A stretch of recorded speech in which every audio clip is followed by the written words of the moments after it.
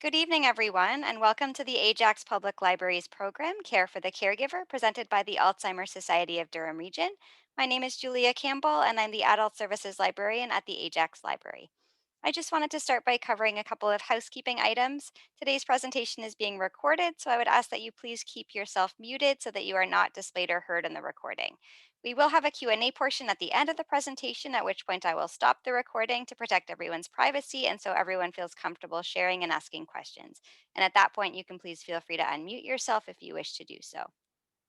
We have live transcription of our program today, so if you would like to turn on the subtitles, you can do so by clicking live transcript at the bottom and then show subtitles. And the chat button is there along the bottom if you have any questions or comments you would like to share. You have the option of chatting with everyone, or you can send a private message to me, Julia, or to Joanne, our presenter. Please feel free to ask questions throughout the presentation, and we will do our best to get to them either during the presentation or at the end. If you experience any technical difficulties, I recommend that you exit the Zoom and re-enter. If you continue to have difficulties, please place a comment in the chat, and I will do my best to assist you. I think that covers the basics, but if anything else comes up, please don't hesitate to use the chat as I will be monitoring it throughout tonight's program.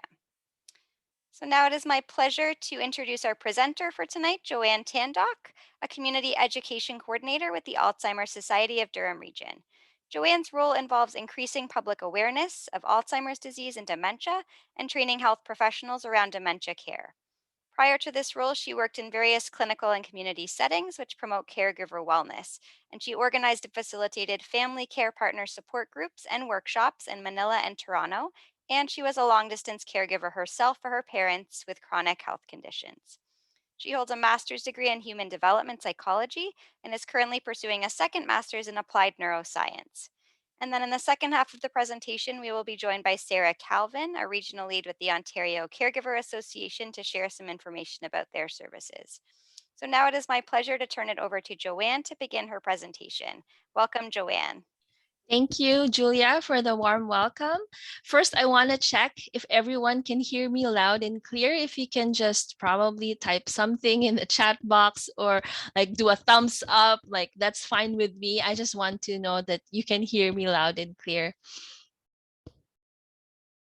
Okay, thank you. Thank you for those who responded. So Julia, thanks for having us tonight.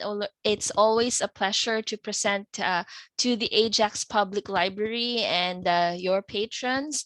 I'm excited because this is my first presentation with the Alzheimer Society of Durham Region. I've been connected with other, as you explained, other Alzheimer chapters and other community organizations.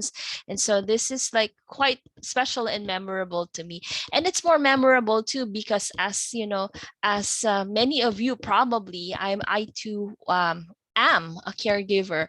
I was a caregiver to my dad who lived with a form of COPD, and my mom who has a form of cancer. So I'm happy to be amongst you today, and the bulk of what I'm sharing with you is yes, something out of my experience as a professional working with caregivers as well, but also some of it are my own thoughts around caregiving itself. So because this session is recorded, I was asked by the Alzheimer Society of Durham Region to read a short disclaimer. So here it is. So it says that the material in this presentation has been prepared by the Alzheimer Society of Durham Region, and it's simply a general background information about matters pertaining to or related to Alzheimer's disease and other dementias as of the date of this presentation. This information is given in summary form and does not claim to be complete. Information in this presentation should not be considered as advice or recommendation to persons living with dementia or care partners, and does not take into account your individual circumstances or needs. Before acting on any information, you should consider the appropriateness of the information, having regard to these matters, any relevant document, and in particular, you should seek independent medical advice.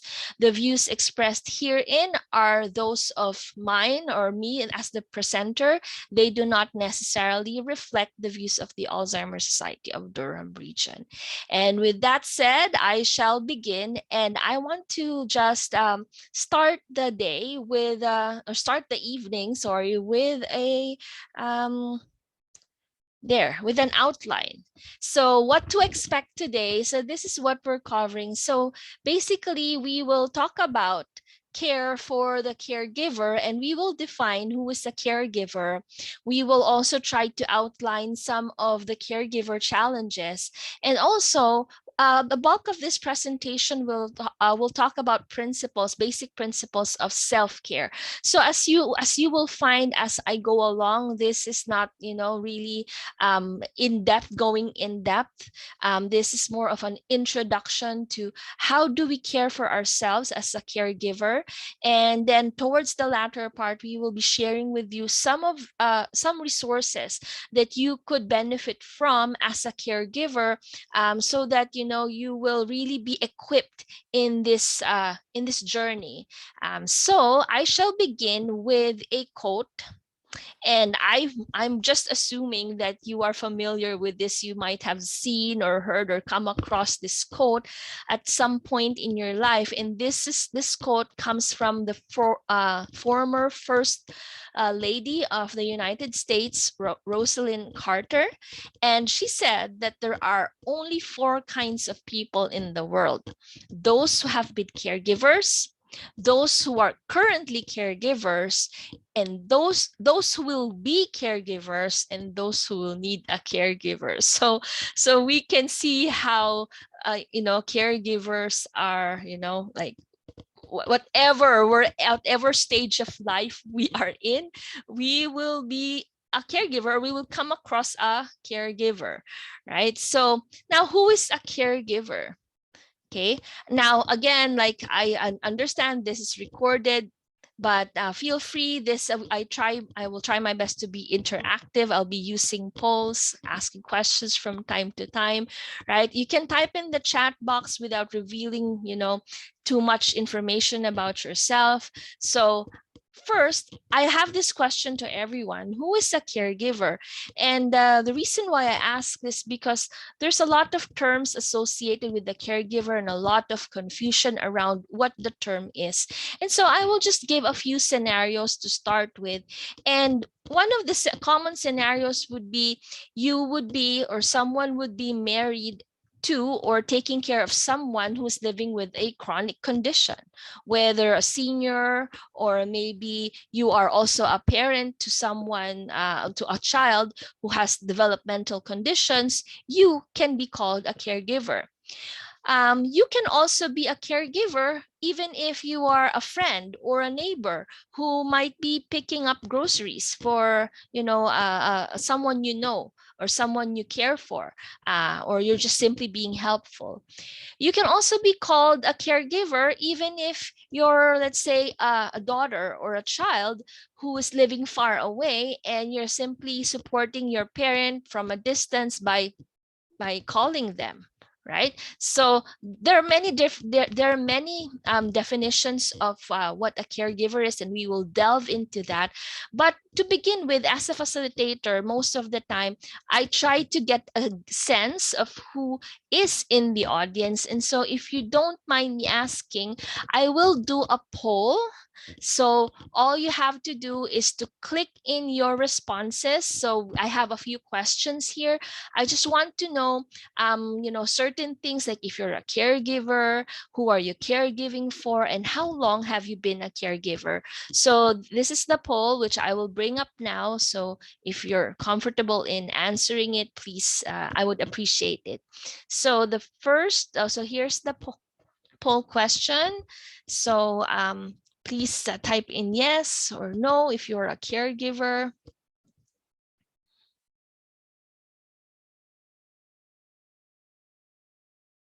Okay, I'll give you a few minutes to pull that up.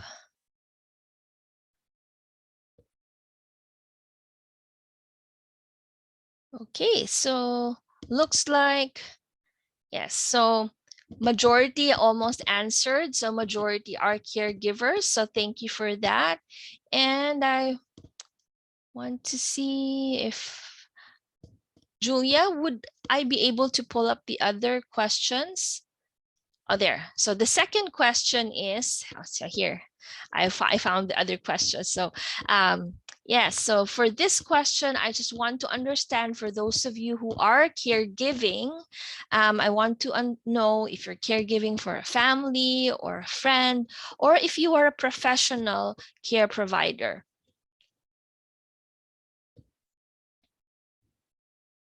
And again, as we collect this data, I just want to let you know that this is confidential, meaning like we don't get your personal data, who answered what. So I'm not, we are not able to see that. So thank you for those who've answered. So majority, or those who have answered this poll, they're all family, caregiving for a family. And the last question, I just want to pull that up, is how long have you been a caregiver? So are you caregiving for, a few months, a few days, a few weeks, 1 to 3 years, more than 3 years?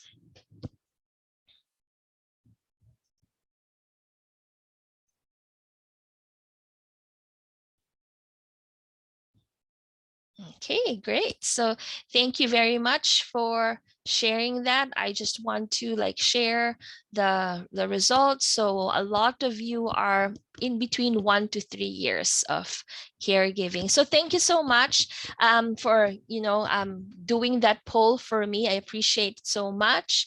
And so I'll move on. So what is a caregiver, and why why is it important for us to talk about this? So I'll start with first letting you know that the scenario of healthcare in Ontario has changed over the last decade or so.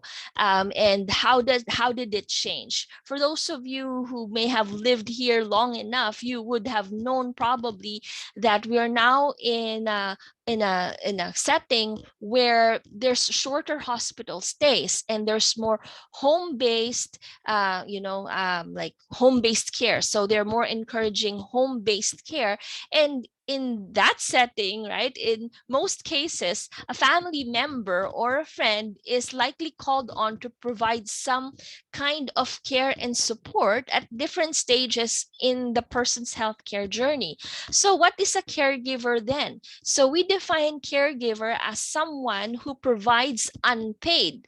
Okay, I highlighted that. Okay, provide unpaid care to their family, friends, and neighbors of any age who have physical and mental health care needs. Okay, there are many different terms that are used to describe caregivers.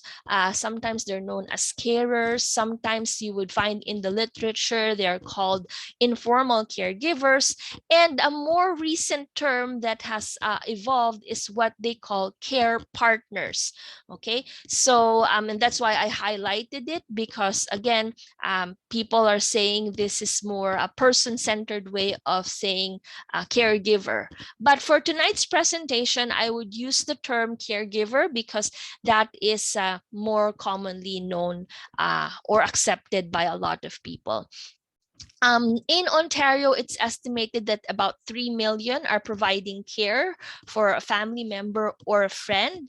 And I just would like to highlight that there's also another group of people who provide care for people, and they're called care providers. But in this setting, there are people who are hired and paid to provide care. Okay, so moving on. Oops, I press the wrong button. Now, again, caregivers, okay, they're very valuable in Ontario's healthcare setting.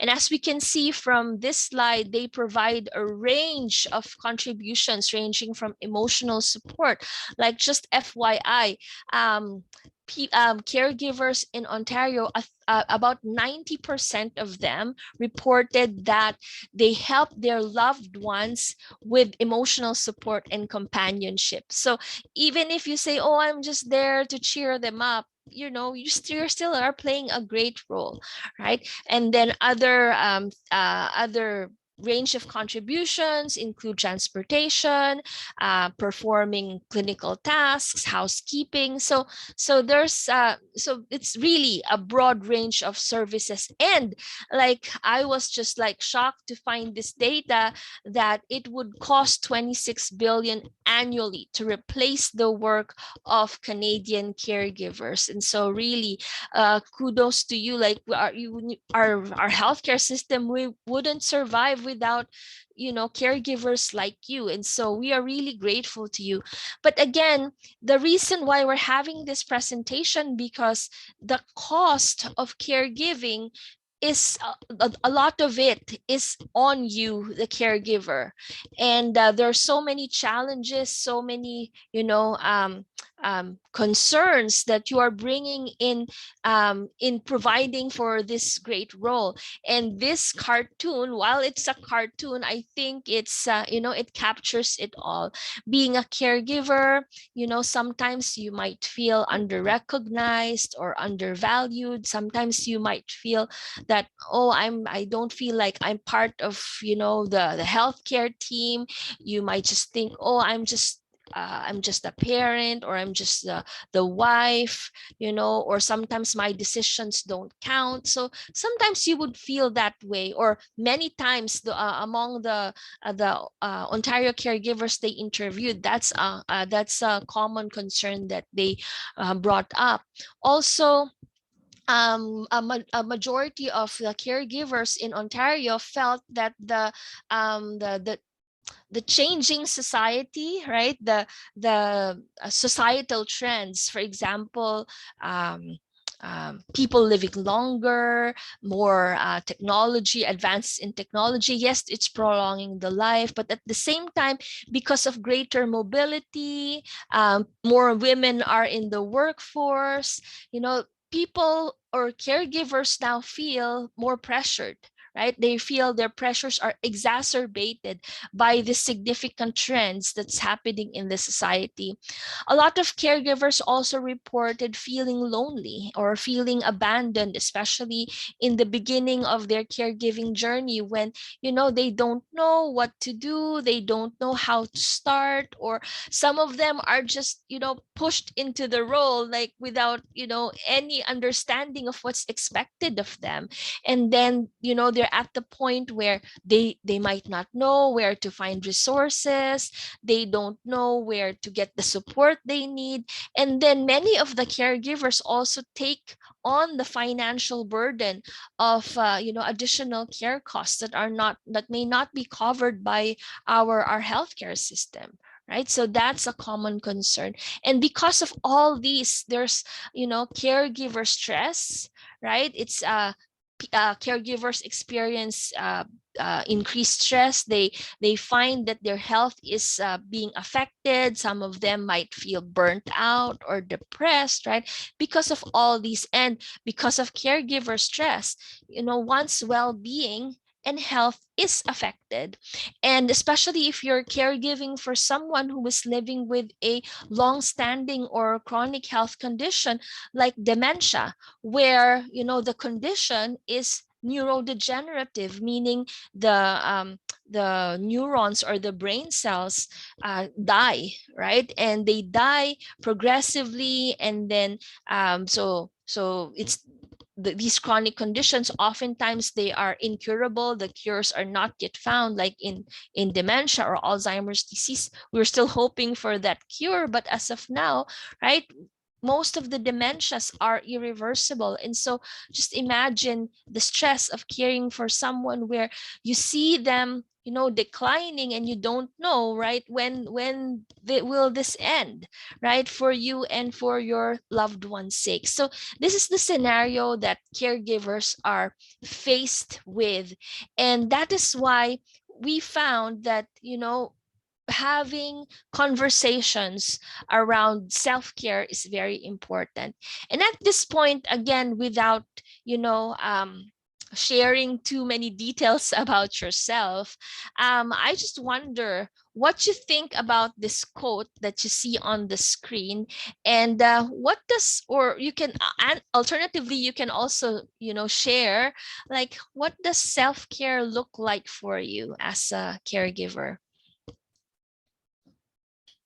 I'll give you a few minutes, a minute or two, to like maybe just share, um, either, chat box, or I don't know if you can turn on your microphones, whatever is comfortable for you. But again, I'm not asking for your names or details about you, just like a general statement on how you feel about the quote, or self-care in general.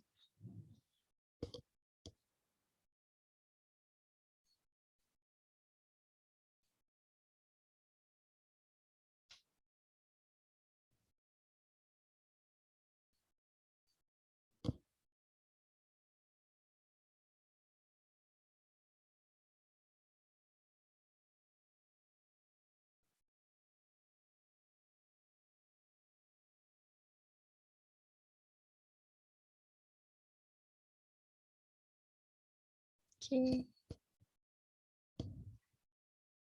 I'm just curious if, oh, there, thank you. I saw a chat box. So thank you for sharing. Yes, that indeed, there's a lot of guilt related to self-care. And the quote is true, but not everyone has the luxury of taking time to care for themselves. And I hear you. I hear you when you say, you feel, one might feel guilty, right? And because I've heard it and I've experienced it myself. And yes, it looks like from all your posts that it's really difficult to find the time, right, to for yourself. So it's not just the guilt, but really, like, amidst all the things that I have to juggle, just like in the cartoon, where do I fit that in, right? And yes, so very true. We do live in a time where there's a high expectation of women, right? Very true. So thank you for sharing that. But again, I'm not forcing things on you, but I come from a place where I studied it, and I experienced caregiving, and I very much understand what this quote is saying, that yes, I also hear you. I also hear that it's difficult to find that time to take care of yourself. But again, we're not machines, and even machines break down, right? And what will happen if something happens to us, heaven forbid, but I hope, you will continue to have that strength. And we can only get that strength when we attend to our needs first. And so I always tell the care partners or the caregivers that I have worked with in the past, try not to feel bad, right? Try to, take care of yourself first, so that you could give more to the loved one that you're caring for. Now, this presentation, again, I understand where you're coming from. And so what I just hope to bring to you tonight is to, plant some seeds, give you some ideas, give you some tools, so that hopefully you will be able to like incorporate some of those self-care tips. So I have here in my slide, the next one, are the general principles for caring for yourself as a caregiver, right? And so I'll go through each one for tonight. And again, I just want to emphasize that these principles that I'm sharing with you come from my personal experience, and also from my studies on caregiving, my readings around caregiving, and I put them together. And as as the rocks display, yes, it looks so zen, but a message that I wanted to communicate here is that these are foundational. These principles lay on top of another, so we have to like try and follow try and incorporate as many of these principles to care for ourselves. So let's start with the first one, and that is knowing yourself, right? So as a caregiver, we encourage that caregivers do some self-reflection. And again, I understand you might say, I don't have the time to do that. But again, studies show that people, whether, they're in a professional role or, caregiving or whatever stage in life, people who tend to reflect more tend to learn more and tend to be more accomplished, right? So know yourself. What do we have to know about ourselves? So in our caregiving journey, we have to ask, how are we doing? How am I doing? Right? Maybe evaluate what have you done well, right? Give yourself some pat on the back or praise, right? Or what needs improvement. Also, it's a time wherein you get to reflect your strengths, your weaknesses, what you can do, what you cannot do on your own, right? And most of all, we have to know also, as we reflect, what we need to maintain our own health and well-being, because again, sometimes we miss that. Our focus is always on, on my parent, on my child, on whoever we're taking care of. And again, that's normal, but we have to find time, right? Just to start with ourselves and knowing ourselves. One of the ways to, I'm just posting here, I'm just sharing with you one tool that you might want to use in starting that practice of self-reflection. So here are just some questions that you might want to ask yourself as you do your self-reflection. The first one is, do you or do I ever find, myself trying to do it all, right? That's the first self-reflection question. The second one is, do I ever say to myself, I should be able to, or no, I can never do that, or any similar statements. The third question is, do you or do I ever ignore feelings or find they are overwhelming? So in short, what do you do about your emotions, right? Like, we'll talk more about emotions later on, but that is one question. The fourth one is, do you or do I ever get frustrated because of something I cannot change? Or do I get frustrated because someone won't change, right? So that's another good question to ask. Then the fifth one is, do I resist seeking, asking for, or accepting help, right? So that's the fifth question. And the last is, do I feel that my family or others just don't understand what I am going through as a caregiver? So again, you don't need to answer all these, and you don't have to do them all now, right? At the end of this presentation, you will all get a copy of the slides, but these are just some of the basic questions that you might want to ask yourself. And an answer of yes to any of these questions might help to give you an insight of what area of self-care you might want to work on. Okay. At this point, are there any questions or clarifications or violent reactions? I just want to check in with you, or maybe I'm going too fast.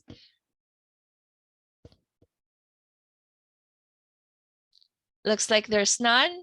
So I'll proceed with the second principle then. So after doing some self-reflection, okay, now I'm this, or I need to do this, right? Then the next step or the next principle is to take charge, right, of your own well-being. sad to say, but that's the reality. We alone, we ourselves, right, are responsible for our personal well-being, right? Yes, I know there are, you know, maybe other possible sources of our happiness or well-being, but those things, um or or maybe people who we are expecting to help fulfill that health goal will not happen unless we initiate, right? So we have to be responsible for our own personal well-being and for getting our needs met, right?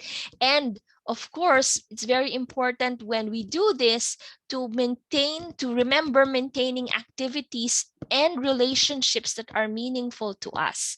That's very important. It's not just like do. Oh, I have to, let's say they say I have to exercise, right? I'm just throwing that there. Um, but again, the question is, this exercise or this activity, right, is this meaningful to you? Like, you can, yes, of course, we know exercise is basic.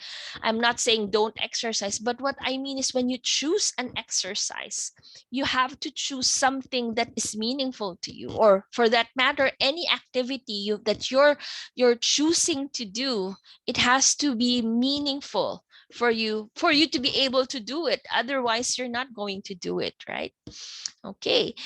The third goal, or the third principle, is setting goals and realistic expectations. So once, for example, you have determined in your mind or in your heart, I'm going to start doing something for myself, maybe the next wise step is to get a pen and a paper and write it down. Because sometimes I find, like, in my years of living on this planet Earth, if I don't write it down, I just put it here, or I don't tell it to anyone, most of the time it doesn't happen, right? And so my advice, again, this is just an advice, is for you to, like, get something to write on, right? And then, as you write on, have realistic expectations for yourself, and even the family member that you're caring for. Sometimes, of course, they're tightly intertwined with our own goals. So you also have to set realistic expectations about your family member. And part of that, right, is to have a better understanding of your family member's condition. And so, again, going back, let's say you're caring for someone with Alzheimer's disease, maybe a good place to start is to know more about Alzheimer's disease from credible sources. And that's why we're here, like the Alzheimer's Society, we're here to give you more of that credible information, so that you will be equipped to know more about the condition and how you can best support your family member. Now, oh wait, before I go, there's a chat here. Okay, so Jackie is asking how much hours we do, or how much clients we attend to. One quick question is self-care related to working as a caregiver, and how much hours we do, or how much clients we attend. Sorry, Jackie, if you may just elaborate on what your question. So maybe, are you trying to ask how much hours do you need to do for self-care? Is that your question?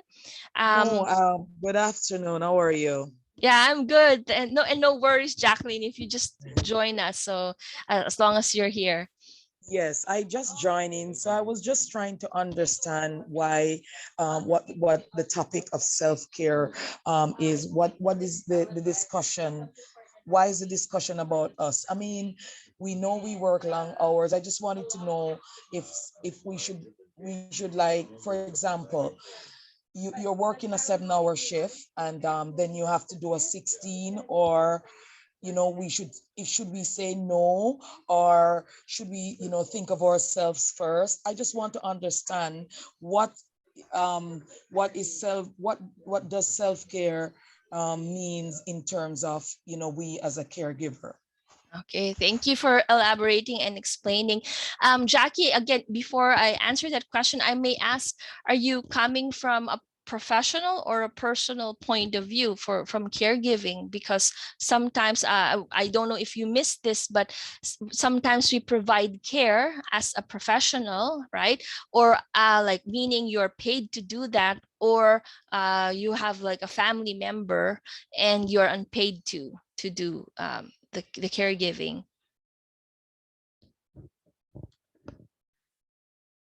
Okay, anyways, to answer Jackie's question again, like it's complex, right? Like the ability to self-care.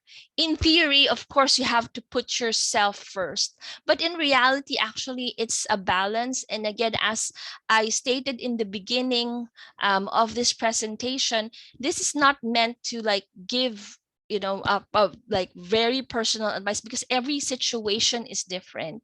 But in theory, like we have to, like it's not about the number of hours you spend taking care of yourself, but it's more about like, am I thinking about myself too, right? Am I including myself in the equation of providing care for someone, whether it's my loved one, or whether it's a client that I'm taking care of? Am I like setting, for example, like boundaries, right, of what I can or can't do, right? That's part of self-care. So there's many possible answers to your question, but it all boils down to, what do you think, what are you more comfortable about in when it comes to self-care? So I hope that answered your question, Jacqueline, but thank you for that. Okay, so going back to our discussion around goal setting. So one of the tools that I want to share with you is called the SMART goals. And again, goal setting is big. We have high lofty goals. We can say, oh, I want to be healthier this year, or I want to have more self-care, right? While these are great goals, if they are not SMART goals, then I think it's harder to accomplish them. Now, what are SMART goals? Some of you may have heard this. Some of you, it might be your first time to hear this SMART goal. So I will try to explain it in a concise way and give you some examples. So when you goal set, remember that the goals you set should be specific. Okay, measurable. So this is an acronym. A for achievable, R for realistic, and T for timely. So there are some guide questions here. So specific means, what do you want to do? So instead of just saying, I want to be healthy, specifically, what action, what do you want to do to be healthy? Do you want to practice more mindfulness? Do you want to exercise? Do you want to eat healthy? What is that, right? So define it, be more specific. The second is measurable, right? So how will you know when you've reached it? So don't just say, I want to eat more fruits and vegetables, but you have to say, oh, I want to eat at least a cup of vegetables and a fruit every day, right? So in that way, that's measurable. Achievable, right? Is it in your power to accomplish it? Right? Maybe you say, oh, I will be eating fruits and vegetables every day, but what if you're a meatitarian like me? So that's not achievable and realistic. So you have to consider these things. And the last one is timely or time bound. If you did not set a time to do it, let's say you did not set a deadline for you to do it, then how will you know if you have accomplished your goal, right? So in a nutshell, that's a SMART goal. And I have here a sample of how to write, like it's similar, it's like a SMART goal, right? But it's more around like a specific action plan. So it answers the question, what are you doing? So it helps you to be more specific. So when you write an action plan, or in order for you to do a SMART goal, you have to answer certain questions like this. So this is, again, just a sample. You can answer the question, what are you going to do, right? How much you are going to do, when you are going to do it, and how often are you going to do it. right? So hopefully this example will help you in setting those goals. At this point, I want to ask if there are questions or clarifications around doing goals or setting goals, or yeah, around that topic.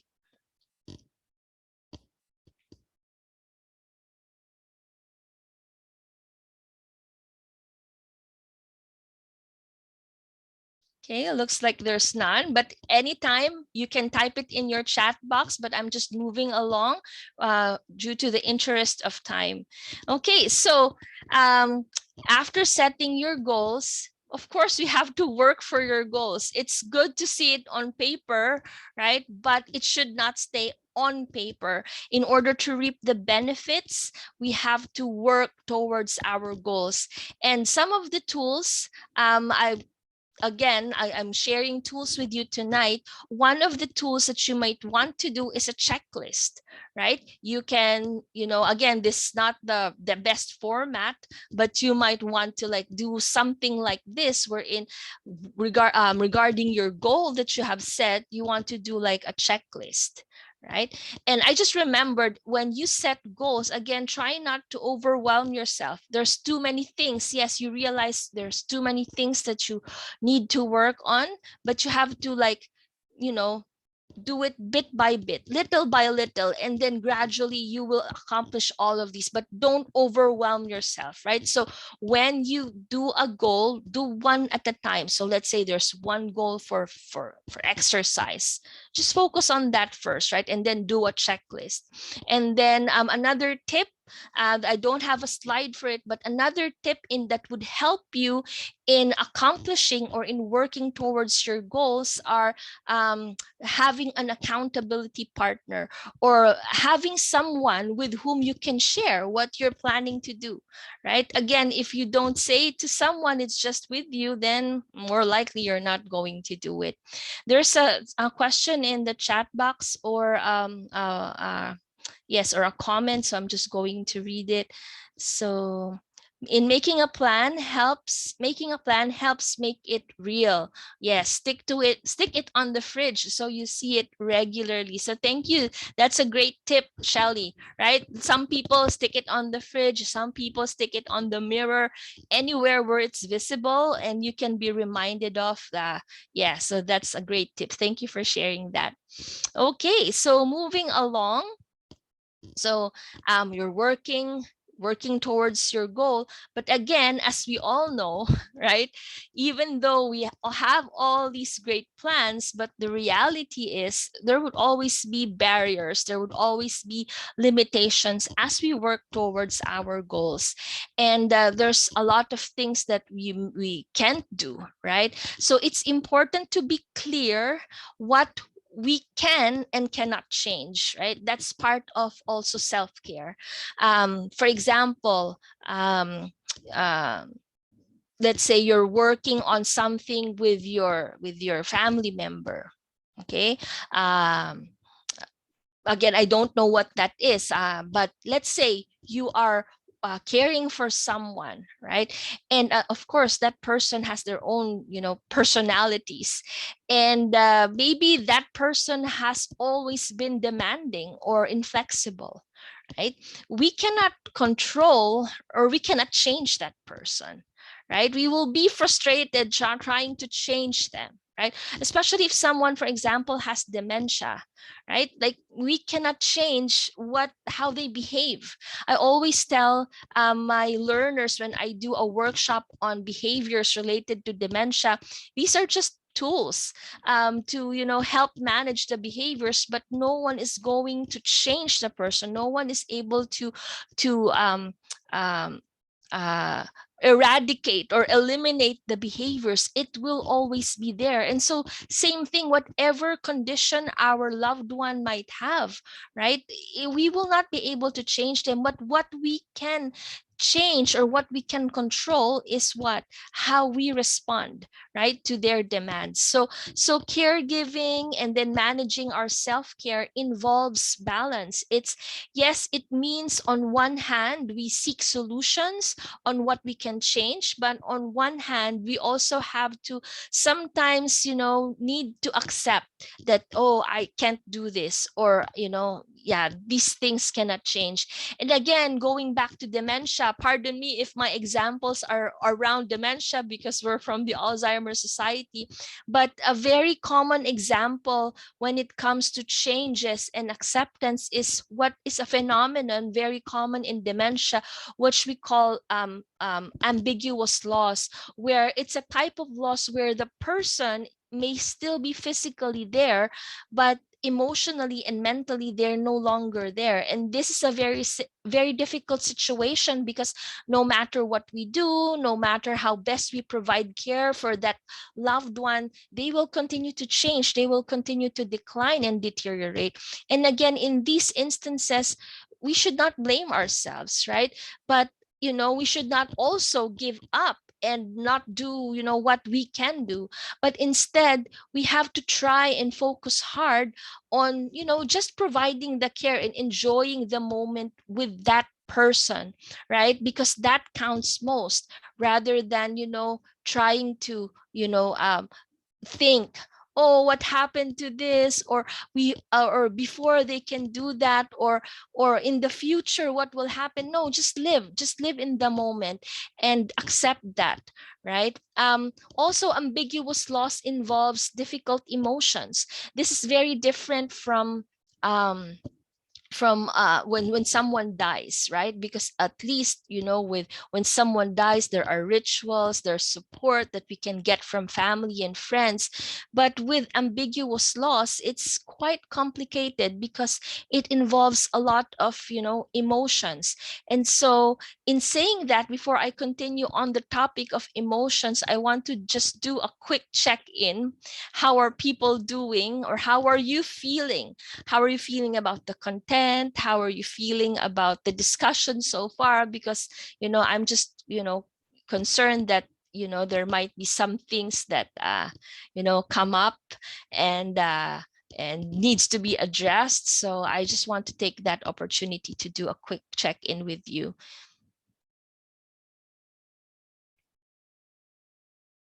Everyone's okay? Again, no need to share details, but I just want to know if everyone is okay with the content or with how you're feeling so far. Okay, so thank you. Thank you for your feedback, to those who took the time to type in your feelings about the content and what you're going through. So thank you. So I'll just move on. And the next step, we're towards the end of the principles. So the next one, since we're talking about emotions a while ago, of the difficult emotions that come from ambiguous loss in dementia, we have to take the time also to listen and learn from our emotions, right?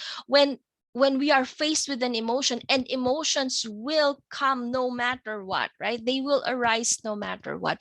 But the big question that I want us to ask ourselves is, when we face these emotions, what do we do about them? Do we just bottle them up? Do we ignore them?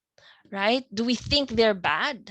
Right? I can just say that when I was caregiving for my dad so far away, like, I felt so guilty and I had a lot of emotions, but I just bottled them up inside. I just said I will focus on my work, just I ignored the emotions. I felt that it's bad to focus on my emotions. But what happened, like, when I did not attend to my emotions, I just got depressed. I got sick. Like, there there were so many things that were affected along the way. And in saying this, I just want to let you know that emotions have a purpose. They have, they have a message to tell you. And what's important is for us to be sensitive to that and to be able to take the time to just stop and pay attention to what is going on, right? Just remember that feelings are real. They exist. It's not like a pigment of your imagination. It's real. There's a purpose why you are feeling that. But and they're neither good nor bad, right? It's how we respond to our feelings that makes the difference in how they affect us in our lives. And so again, I just encourage you to not repress or deny your feelings, because in the long run, they will decrease your energy, they will cause you irritability, and it will also affect your judgment, your ability to make the best decision for yourself and for the person you're caring for. Always remember that you are in control of your emotions and not the other way around. It's not your emotions that's controlling you. And then the last two principles that I have here, I just decided to like lump them together because they're related. So the last two tips is in self-care. It's very important to know when you need help and to how to find it. And that's why as part of this presentation, we will be sharing with you some community resources to help you in your caregiving role. I will talk about that in a few minutes, but also a key thing that I want to encourage you at this time is not to wait until you are, hanging at the end of your rope before you get help. Sometimes we just, wait, always thinking, I can do this, I can do this. But actually, sometimes we think, oh, if I ask for help, people might perceive me as weak. But actually, reaching out for help, especially when you need help, is a sign of personal strength. And so don't hesitate to ask for help. And also, don't we should not expect others to know what we need, right? Because other people are not mind readers. It is our responsibility as caregivers to tell others about our needs and our concerns. We have to communicate it, though, in a positive way, right? Because sometimes it's more around how we deliver the message. So let's just remember to communicate our needs in a positive manner, and let's try to avoid, being demanding, being, like presenting it in a guilt provoking way, right? So just be aware of those things, because again, all the stresses, and I'm not saying that that is our personality to be demanding or manipulative, but again, the stresses that we face related to caregiving can make us sometimes come across as, demanding, or, make or guilt provoking, right? So that's why it always, the foundation is knowing ourselves, being mindful of our own reactions. Okay, so that's the end actually of my content. And now part of my content, as I promised you, is to share with you some resources. And we at the Alzheimer Society of Durham region, we offer a lot of services that would address the needs of the person with dementia and their care partners, which which is another term for caregivers, which is you. So I have included here links to our website and the support, like some materials that you might want to visit. So if you are taking care of someone with dementia, we have many different services for you.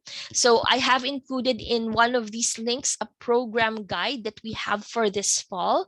So once you receive a copy of this slide, which I believe Julia will share at the end, to those of you who are here or who have registered with her, she will share this with you. And by clicking it, you will get you will get links, direct links to the detailed services, which I'll also share with you later. Also, there are professionals out there which may be able to help you in your caregiving role, so that you can better take care of yourself. So there are caregiver coaches, there are home care support services, PSWs, there are respite care, there's adult day programs, Meals on Wheels, transportation, and you may be able to find them by clicking the links, like the 211 Ontario is a great site, or if you live in the Central East Lynn, you can go follow this link as well. And we have also invited Sarah from the Ontario Caregiver Organization. I believe they also have a helpline, which she will be able to talk about in a few minutes. But before I give the mic to her, I just want to finish a few more. So with regards to courses, so the one that we provided tonight, it's just very short. We only have an hour, but we have in the Central East Lynn a free course. This is at no cost to the caregivers. So if you click on the link that's here, you can find a really great course called Powerful Tools for Caregivers. And I understand this is delivered online by the Central East Lynn. And another one that is offered by McMaster University, which is also free and you can do at your own pace, is called the Caregiving Essentials. So you can find more details as you click the link. And with regards to the Alzheimer Society, our services are the following. So we have support services and groups for people with dementia and their families. So we do either groups or one-on-one. We have support groups, we have group therapies, and that includes the program that we run in partnership with the Right Man Center, that's Carers, Teach, and Mindfulness. We offer a lot of education and training opportunities, and again, these are either group or one-on-one, or we can also send you information materials on the mail, either regular mail or email, so that you would be more equipped in understanding about dementia. We also offer certificate programs, and we also have a lot of programs for people living with dementia. Like we have a day program for them, we have recreation programs where they exercise not just their mind but also their bodies. We also have French language services, we also have respite programs, and we also have a memory clinic. So let's say someone who's not sure if this is dementia or just part of normal aging. We have 3 clinics in the Durham region, either in Oshawa, Bowmanville, or Scarborough, and we're able to take referrals from your primary care physician, so that we could check what is really going on with you or with the person that you care about regarding their cognitive status. And again, we are a non-profit charitable charitable institutions. So we have we value the help of volunteers, and we also have a walk coming, which is a fundraiser, and we encourage everyone to join us and to donate if you find it in your heart, so that we could continue running services for people with dementia and their families. So that's it for me, and sorry if I took a little longer than I expected to, but I'm here to share or to connect you with Sarah Calvin. She's from the Ontario Caregiver Organization, and she would be able to give you more information around resources for you as a caregiver. Good evening, everyone. Thank you so much, Joanne, and to the Alzheimer's Society for sharing the floor, and to the Ajax Library for the opportunity as well. And hello to all of you joining. I'm from the Ontario Caregiver Organization, and I know Joanne has already mentioned our website and our link. I really just wanted to jump on to add to that and answer any questions in case anyone had. But on this screen here, you can see a bit of a overview of some of the programs and services that we have for caregivers. When the slides are shared as well, there's a link where you can get a bit more information. But I'll maybe just highlight our 24/7 helpline, For caregivers who are looking for resources in their community, either to get help for themselves or help for the person they're caring for, this helpline is available 24/7 in English and French. You'll be connected with a community resource specialist who has access to 211's database of all of the community resources across Ontario. So that's a really good sort of one-stop shop if you're looking for information and referrals to other services. And then as you can see as well on the screen, we've got peer support groups, either in group form or one-on-one. We have webinars twice a month, and then lots of resources on the website, including toolkits and tip sheets and e-learning. So we're really here to support caregivers no matter where they are in the province and who they're supporting. So if you are supporting someone with Alzheimer's and dementia, then the Alzheimer's Society is a great resource for you. If you find your needs sort of extend beyond that realm, then we're here as well to support you no matter who you're caring for. So thank you, Joanne, for the opportunity to jump in today.